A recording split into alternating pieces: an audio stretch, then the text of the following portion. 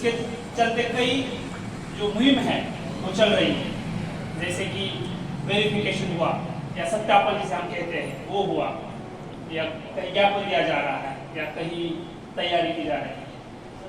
अलग अलग पुलिस द्वारा नाकाबंदी है, अब डिफरेंट जगह चेकिंग चल रही है। तो इसके तहत ही एक जो लोग यहाँ काम कर रहे हैं ज़्यादातर सांचौर जैसे एरिया में, वो लोग कहाँ से हैं? क्या उन्होंने आपकी अपनी पहचान छुपाई है, या जो लोग कर रहे हैं ये कोई क्राइम में लिप्त है? क्योंकि जब क्राइम होगा या कोई अपराध होगा, उस अपराधी तक पहुंचना भी हमारी जिम्मेदारी है।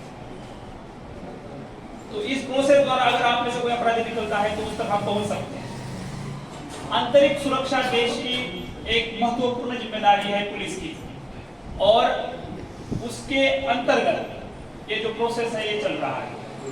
आप लोग यहाँ काम कर रहे हैं, अलग अलग जो पेशे है उसमें काम कर रहे हैं, सुनार हो सकता है, कोई कपड़े की फैक्ट्री हो सकती है, कोई भी चीज हो सकती है।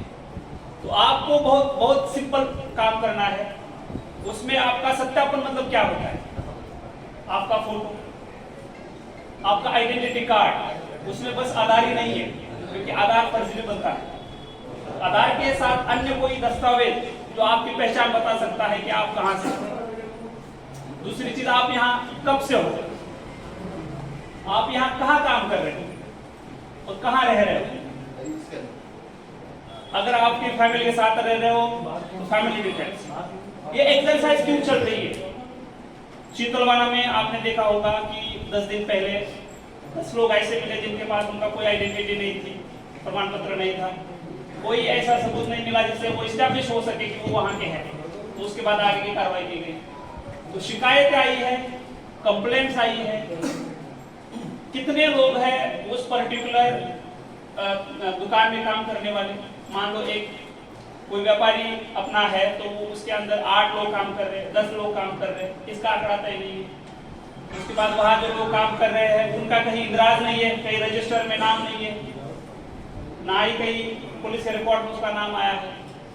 जैसे हरीश जी ने कहा कि बहुत सारी क्राइम्स देखने को मिले हैं, और मैं वाकई मानता हूं कि इसमें कुछ ही लोग होते हैं जो शामिल होते हैं, मतलब 100 में से 2-3 लोग ऐसे मिलेंगे जो करेंगे, और उसके वजह से बाकी लोगों को परेशानी झेलनी पड़ेगी। वो परेशानी बाकी लोगों को झेलनी ना पड़े, इसलिए आज की मीटिंग। इसको आप एक सकारात्मक रूप में देखिए, क्योंकि सब साथ मिलकर किस तरह से एक सेफ और एक ऐसा मैसेज दें कि हमारे यहाँ कोई ऐसी कानून व्यवस्था बिगड़ने वाली चीज नहीं होगी, ना ही हमारे यहाँ ऐसी कोई चीज होगी जिससे अपना नाम खराब होगा। तो ये प्रिवेंटिव मेजर्स है, प्रिवेंटिव मेजर्स है। दूसरा, सांचौर जो एरिया है वहाँ बहुत कारीगर है, बहुत लेबर वर्क है जो बाहर से आके यहाँ अपनी मजदूरी कर रहा है, रोटी कमा रहा है, अपने यहाँ से नेशनल हाईवे जा रहा है, ऊपर से अपने जो कुछ थाने हैं जैसे सांचौर सर्कल में आप देखोगे सरवाना है,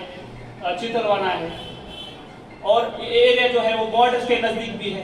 तो इस चीजों को लेकर हमें थोड़ा सतर्क होना है, और जो भी मुहिम चल रही है सरकार की, पुलिस की हो सकती है, प्रशासन की हो सकती है, और कोई ऑर्गेनाइजेशन जिम्मेदार हो सकती है, आसूचना हो सकती है, इंटेलिजेंस हो सकता है, तो उनको हमें डायरेक्टली इनडायरेक्टली सपोर्ट करना है।